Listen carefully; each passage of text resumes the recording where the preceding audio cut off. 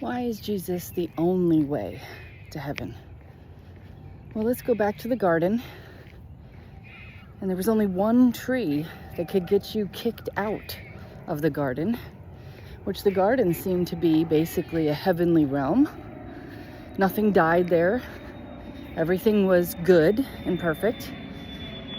And there was only one way out, and that was sin. So is it really so hard to believe that the one who made the garden, and there was only one way out of it, that there is only one way back into it? And it was the authority who God put over that place was Adam. Adam was the one given authority. Eve got deceived, but Adam did not. Adam was rebellious.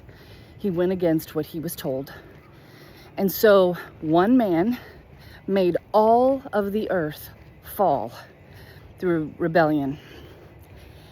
So now there's one man who can bring the whole world back to the heavenly place that God created for us. And it was that God who came down and had to save us, because no one else could be perfect. No one else could be sinless. So if you think that you can get to heaven on how great you are, okay, go ahead, try. Because you're probably by 5 years old, you've already sinned enough. And one sin is what made all mankind fall. So one sin makes it to where you cannot go back to the heavenly realm with God. So Jesus did it. He was only one man, not many men, one man. There's a lot of good men out there, but there's only one perfect man. And he is our authority, if he's your authority, I should say. So Adam was the authority over all the animals, over everything, even Eve. And when she screwed up, she wasn't immediately dead. She did not have a flesh body that she could see. It wasn't until he sinned, the authority. So when the authority goes down, everyone else goes down with him. But Jesus Christ, he beat this world. He beat death. He was sinless. And if you make him your authority, because of what he did, being the authority, even if you screw up, you still go. You go with him. You go to the place of life and life abundantly. If your authority is Jesus Christ, one man, he's the only one. The devil has lots of religions that all lead to the same rotten place, because it's a big fat lie. Lots of lies out there. You have one life to find one truth. And no amount of fighting about it is going to change it. That's the truth. And he loved you enough to come here and die for you. He loved you enough to come here and get tempted with everything there is to be tempted with. And he turned away from it all. And he beat death all the way to death.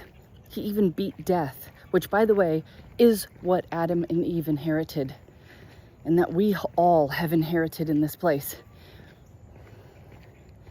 He died and rose again, and he will never die again. He is forever alive, as you will be if you make him your authority. So, it was one man who made us fall, and it's one man who can bring us back. Not so difficult to understand. So make Jesus your authority today. Believe in him. Believe what he did was enough. It's a simple thing. Believe what he did was enough. And he died and he rose again. And he offers to you to believe the truth. You may not like that it's the truth, but you know what? It's not about what you like. You are not God. Things in this world are getting pretty scary.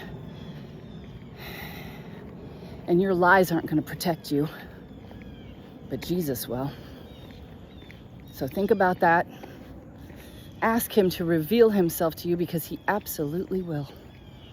Don't be fearful of that. Be fearful to live a lie, to believe a lie. That is what you should be fearful of. In this whole world, there are tons of lies to believe. Lots of lying men. Many lying men. They're in the church. They're in every religion out there. But there's one man who told the truth. And they killed him for it.